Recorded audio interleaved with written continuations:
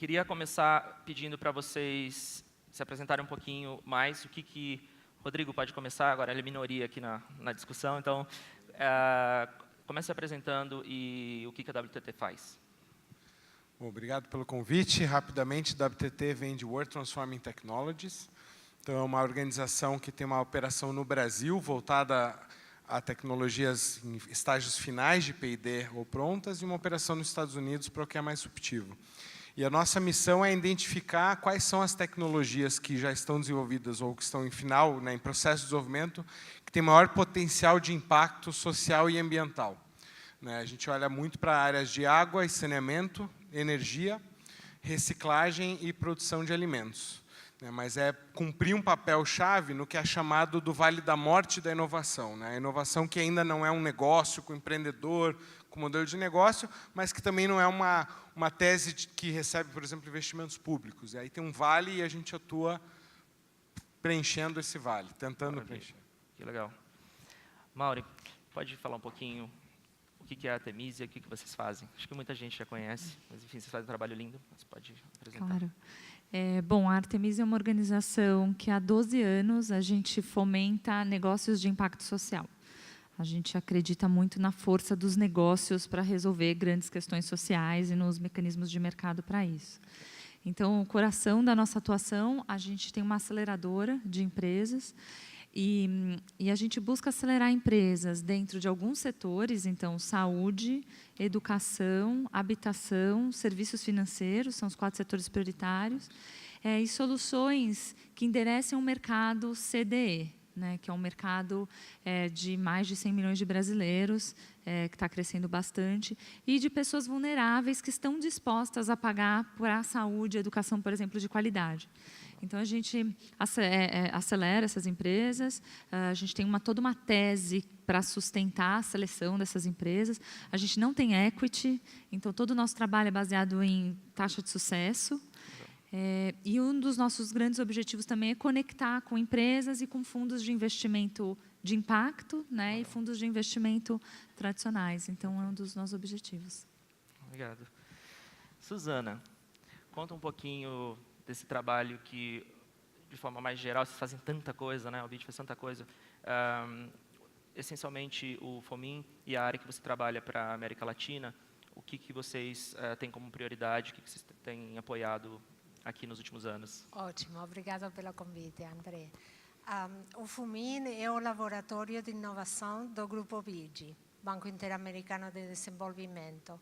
Este ano nós temos retransformado nossas áreas prioritárias, trabalhamos em 3 áreas, Climate Smart Agriculture, cidades sustentáveis e economia do conhecimento.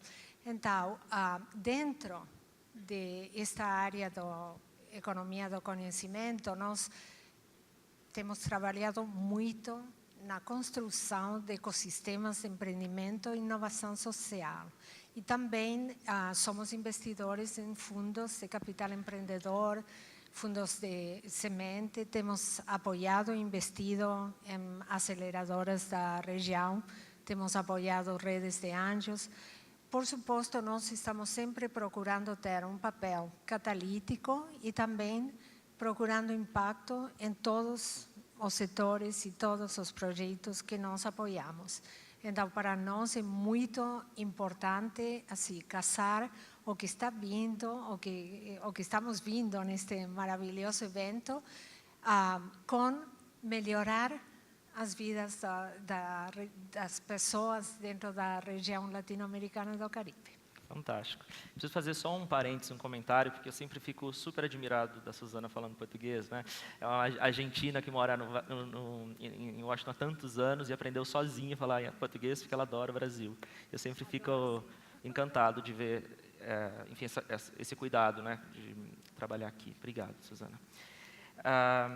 Eu queria entrar um pouquinho em alguns méritos que acho que entram diretamente em cada um dos negócios, O Rodrigo investe em transformação de mais longo prazo, às vezes tecnologias mais disruptivas para gerar impacto. Então, você pode só dar alguns exemplos do que vocês têm feito e qual é esse ciclo de desenvolvimento e como que você tem visto o interesse de investimento nessa área no Brasil?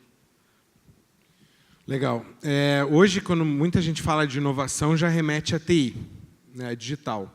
Então, você tem Startup Weekend, Hackathon, incubadora, aceleradora, mentoria, geralmente para empreendedores, né, a própria questão do MVP.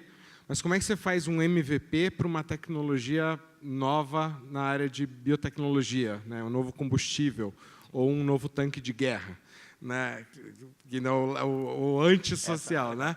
Então, a gente trabalha muito com esse mundo da inovação, que é a inovação hardcore, ou hard science, que é um campo incrível, gigante a ser desenvolvido, né, de trabalhar comunidades de inovadores, de mentores, né, na área de água, na área enfim, reciclagem, energia, né, e é um campo que pouquíssima gente está vendo, com uma demanda enorme, né, só, por exemplo, um parceiro nosso que agora no Nordeste atua com água e saneamento para mais de 1.000 comunidades. São 520 mil pessoas carentes de soluções, né, e soluções que a gente encontrou depois de avaliar mais de 100 tecnologias.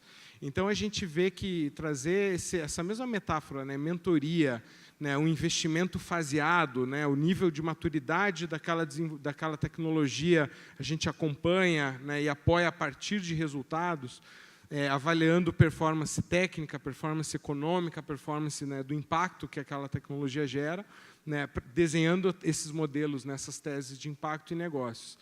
Então, o que a gente vê é que tem um campo enorme.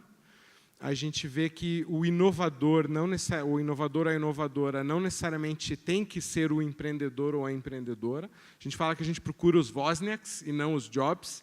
Né? É claro que os dois juntos aqui criaram, mas não existiria Jobs sem Wozniak também. Então, a gente está olhando mais o enfoque na solução.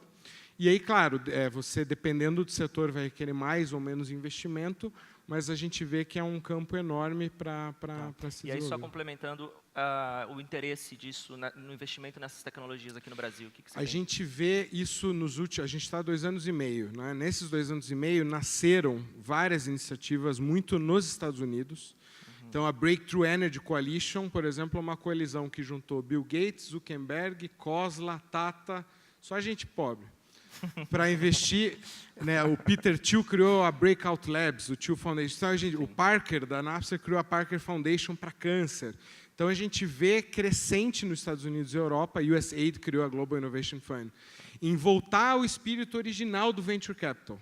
Né, de olhar de novo o que pode ser inovação que cria novos setores, inovações habilitantes. E no Brasil, pouquíssimo interesse em inovação tecnológica e gente muito boa e que está indo embora, ou que está recebendo muita grana de investidor de fora. Né, então, só no passado foram 50 mil cientistas que deixaram o Brasil, mas a gente tem visto muita gente boa nas universidades, nas empresas, e a gente está meio que tentando navegando e vendo boas oportunidades nesse setor. Mas acho que tem o pessoal aqui. 5 anos aí para ter mais gente entrando nesse barco. Legal.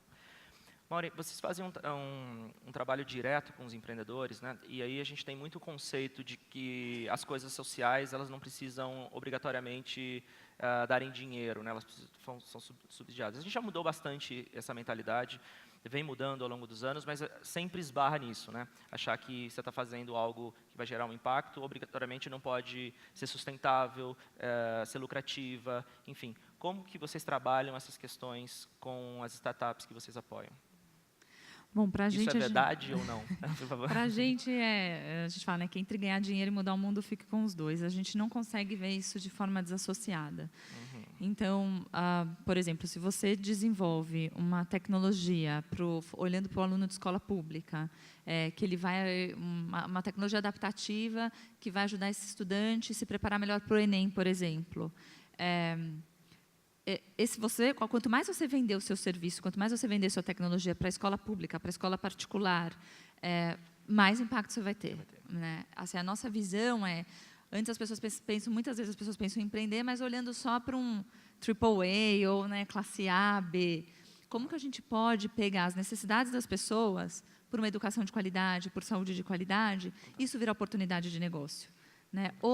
E aí, assim, a gente trabalha com empreendedores, a maioria dos empreendedores que a gente trabalha são empreendedores do mundo corporativo, que já empreenderam antes, 58% geralmente, e que falam, olha, eu acho que eu consigo fazer alguma coisa conectado com o meu propósito, eu vou ganhar dinheiro e eu espero contribuir. Então, por exemplo, as clínicas de especialidades médicas. A gente tem vários exemplos de clínicas, Doutor Consulta, Doutor Agora, enfim, tem várias clínicas de especialidades surgindo. Elas oferecem um serviço de qualidade. Se você tem no SUS, você tem uma demanda por consultas que o SUS não consegue atender. Num centro urbano como São Paulo, uma mulher leva 6 meses para ir num ginecologista, em São Paulo. Se ela puder pagar R$80 e ser atendida na mesma semana, ela vai fazer essa opção. Então, o que a gente precisa é de modelos de negócio inovadores. A inovação está muito atrelada a modelo de negócio, a precificação, a uma operação com muita tecnologia para diminuir custo. E esses negócios estão surgindo, né? Então, você pega, por exemplo, agora que a gente está na crise econômica, as pessoas estão deixando não tem mais plano de saúde, essas clínicas estão bombando.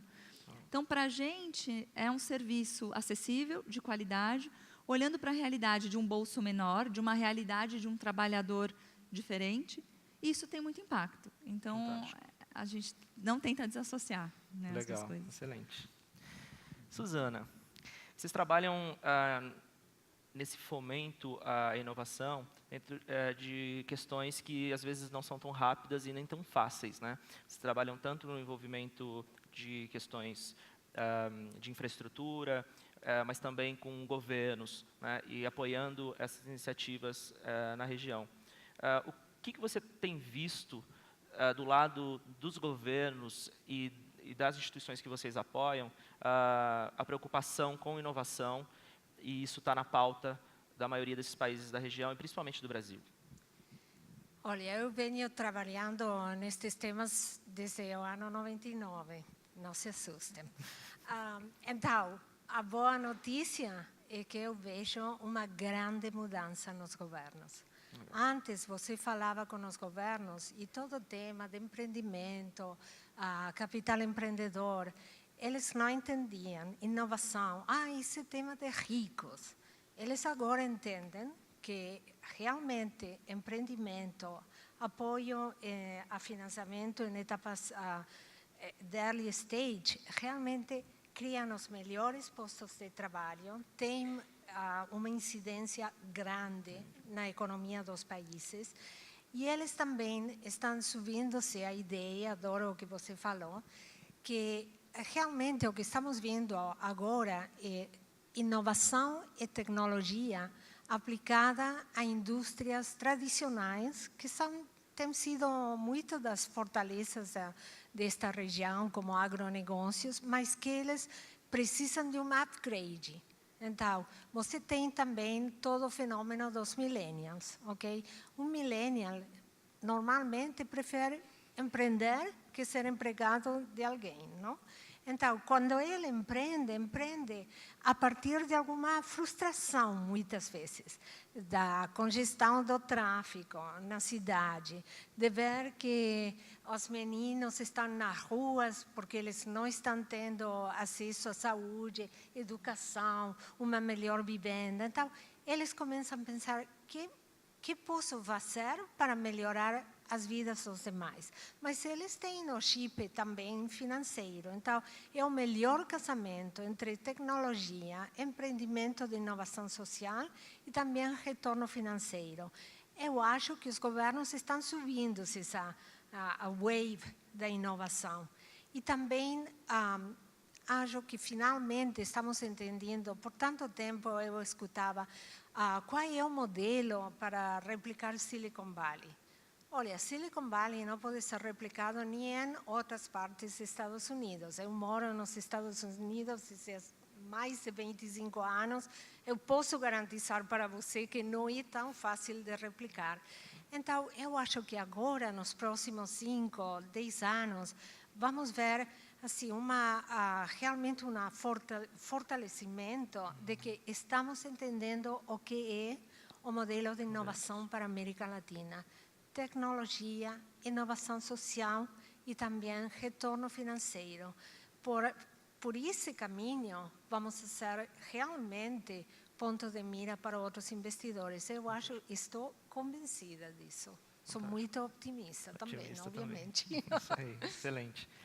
Rodrigo, a gente está falando agora mais na linha de capital, de investimento nessas inovações.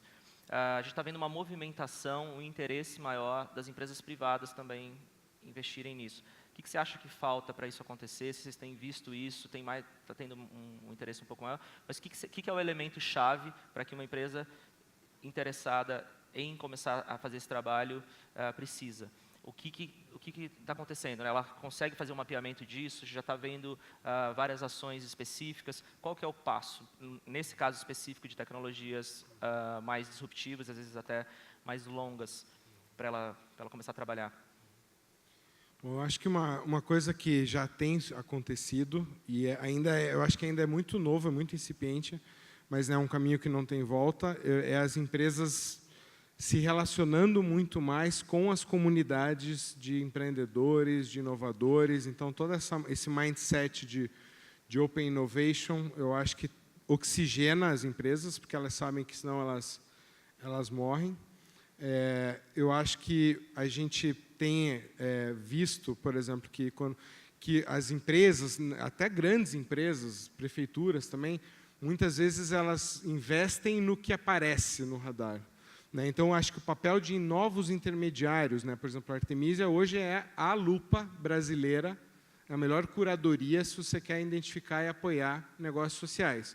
Ou se você quer criar uma linha de negócio na sua empresa que gera impacto. Né? A WTT está cumprindo esse papel, né? É nova a WTT ainda, mas para olhar 100 tecnologias, comparar as 100, comparar o inovador, ver a história dele, porque de início a inovação toda parece sexy. Né? Mas, então, eu acho que as empresas também estão se educando, estão indo atrás, né? E não estão mais com aquela postura até arrogante de eu estou indo bem, estou vendendo. Eu acho que o mundo hoje não permite mais esse tipo de enclausuramento. E quanto mais novos intermediários meio que atualizam os setores em termos de pessoas e talentos do Brasil e de fora, eu acho que a gente consegue equalizar, né, e conectar mais rápido oportunidades. E eu acho que a mesma linha, governos. Eu também estou bem feliz com a abertura hoje de governos de querer trazer e atrair talentos inovadores para desafios que são históricos. Você conseguir identificar até inovadores dentro dos próprios governos. Né? Sim, e a gente tem visto muita empresa investindo assim, para melhorar a cadeia. Né? Então, para neutralizar a pegada hídrica, né? Para não ter trabalho escravo ou infantil na sua cadeia, em empresas que, por exemplo, trabalham com reciclagem. Né? Então, a gente tem visto muita coisa, modelo interessante aí. Fantástico. Mauri, como que as pessoas que estão já querendo fazer um trabalho específico, seja para empreender ou seja para estar mais envolvido com uma causa, porque normalmente você tem essa junção quando você vai ter um projeto de impacto, né? Você tem um desejo muito grande de ajudar, de querer resolver um problema e, ao mesmo tempo, fazer com que ele se torne viável e seja um negócio. Estão dentro de grandes corporações ou estão empreendendo em outros negócios. Existe hoje já porque a gente parte do pressuposto que quando a gente está falando de impacto e de algo que é uma necessidade sua de resolver, você está mais aberto a colaborar. Isso acontece mais, você vê essa junção entre os empreendedores, existe mais colaboração, estão mais abertos a ter mentorias, a ter um envolvimento com empresas grandes e com outros atores do mercado? Sem dúvida. Agradecer ao Rodrigo, que ele é sempre super generoso para falar da Artemisia. A gente vê, assim, o que a gente percebe, né? Esses setores, educação, saúde, os setores que a gente serviços financeiros são super novos, né? Pensar nesses como setores de negócio, né? São indústrias novas, né? Antes, educação é problema do governo, né? Das ONGs, mas como business para se criar, para inovar.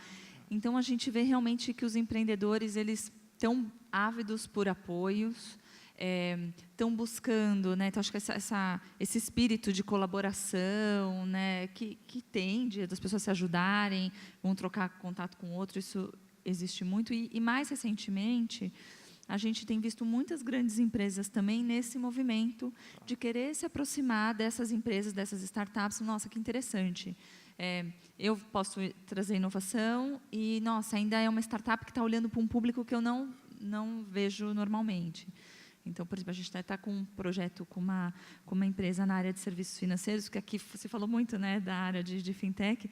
A gente vai lançar um edital com a Caixa Econômica, que a ideia é estimular soluções em serviços financeiros e educação financeira adequados para a classe D, né, porque é um público super vulnerável. E aí, com recurso para o empreendedor prototipar, então, como a gente pode estimular que o empreendedor que já tem uma solução em serviços financeiros, educação financeira, que ele consiga, com um recurso a fundo perdido, como que ele leva essa solução para mais base da pirâmide ainda, né? Então, esse tipo de iniciativa, a gente está vendo também que as empresas estão muito dispostas a colaborar, investir recurso perdido, porque entende que o desafio é ainda maior, muitas vezes, né? Você dialogar com um público mais vulnerável. Então, a gente...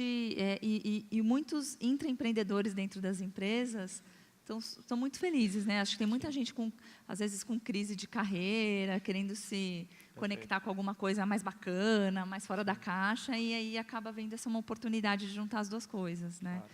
Mas ainda é uma construção, né? Eu acho que ainda os corporate ventures, ainda em negócios de impacto, ainda tem muito aí para percorrer. Tá, legal. Suzana, a gente, falando de investimento diretamente, né, acho que você participou dessa construção dos primeiros venture capitals aí com investimento, né, como investidora de investidores, né, como LP, como BID, fazendo com que tudo isso conseguisse acontecer, e aqui no Brasil também, né, fizeram investimentos em vários venture capitals. Como que você tem visto agora essa movimentação? Tem muito mais dinheiro disponível, você está vendo as empresas também, a questão corporate está mais na pauta. Como você viu a evolução do capital inovador disponível e como você vê ele no futuro? Para mim, o surgimento das aceleradoras mudaram totalmente o cenário da early stage. Porque você antes, de uma maneira muito assim regimentada, tinha fundos de capital semente, fundos de capital empreendedor, fundos de private equity.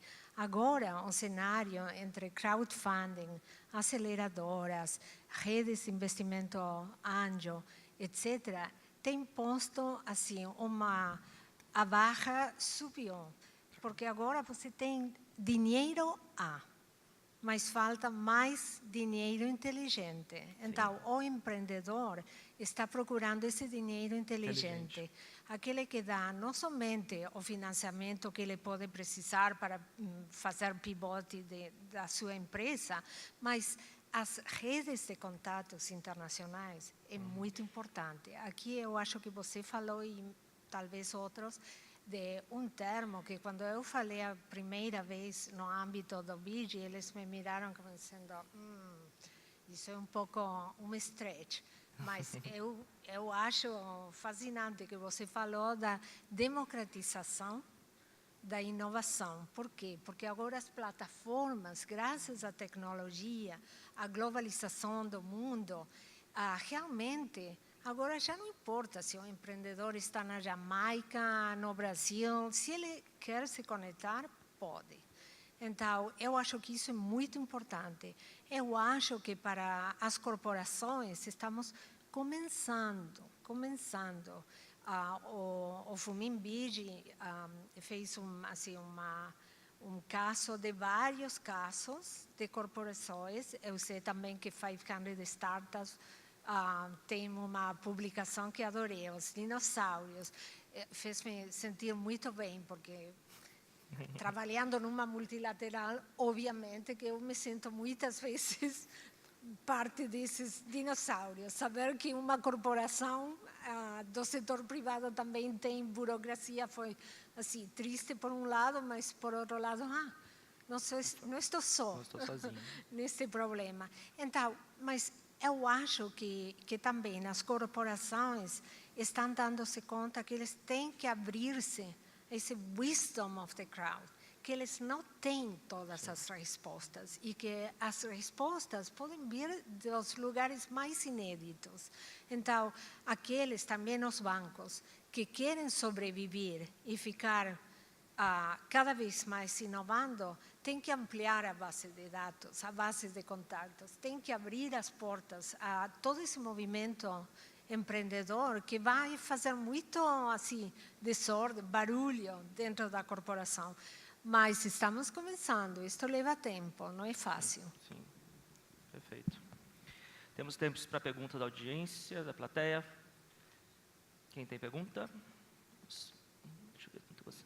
Já vai acender um pouquinho aqui. Tá, ali. Um pouco forte a luz.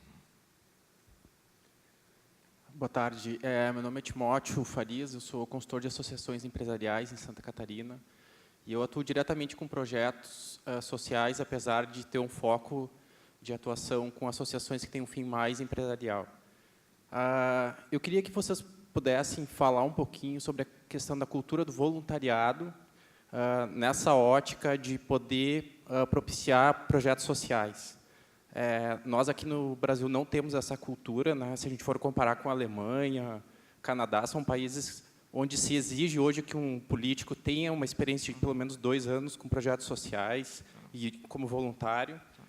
Enfim, esse contexto dessa percepção de vocês com relação a essa questão do voluntariado. Voluntariado. Obrigado, Timóteo. Quem quer responder?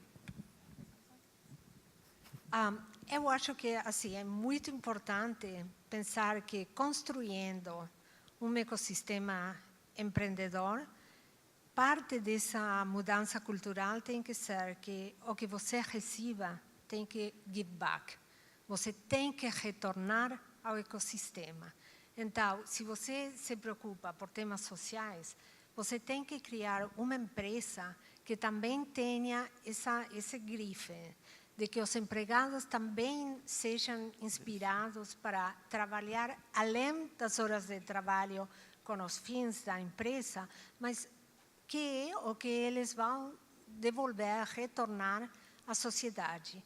Eu acho que, assim, temos que completar em alguns países o tema de ter empreendedores em série, empreendedores que fazem dinheiro com as suas empresas, se voltam mentores, investidores anjos, e eles começam, então, a fazer esse círculo virtuoso. Isso é muito importante, mas também eu acho que cada empreendedor que cria uma empresa, e é assim um desafio que eu ponho para vocês têm que criar empresa com muitos objetivos de retorno financeiro e social, mas também pensando qual é o diferencial que eu vou fazer, a história que eu vou fazer através da criação desta empresa. Eu acho que sobre voluntariado também é importante também dar um upgrade no conceito. Né? Quando você fala ser mentor, você está falando ser voluntário. Mas muito nessa linha de quanto mais eu colaboro, mais eu crio um tecido que vai colaborar comigo também. Né? Mais eu estou aprendendo, mais eu estou...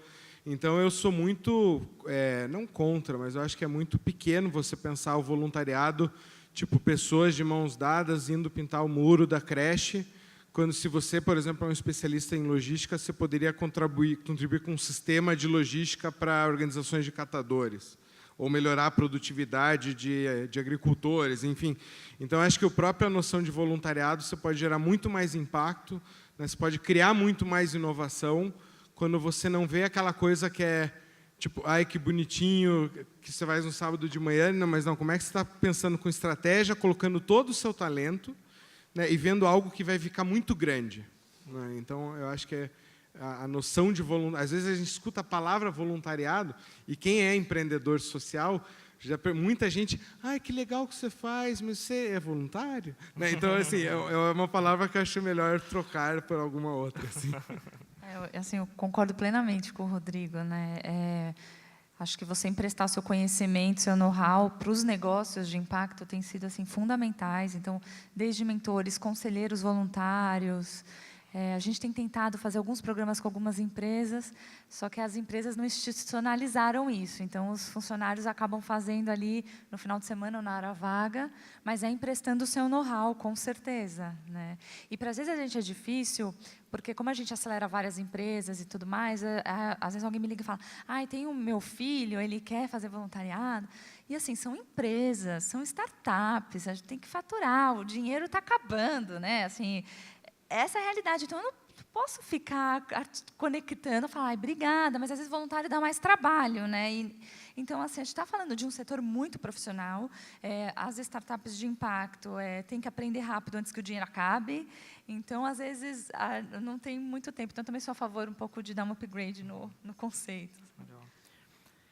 A ideia desse painel foi justamente trazer o que eles pensam sobre o capital inovador, e eu sugiro totalmente, a gente poderia ficar conversando aqui por algumas horas, que vocês façam um search sobre essas pessoas incríveis e o trabalho que elas fazem, o impacto que elas geram, a quantidade de rede que elas têm envolvidas e como elas estão fazendo inovação e gerando impacto ao mesmo tempo.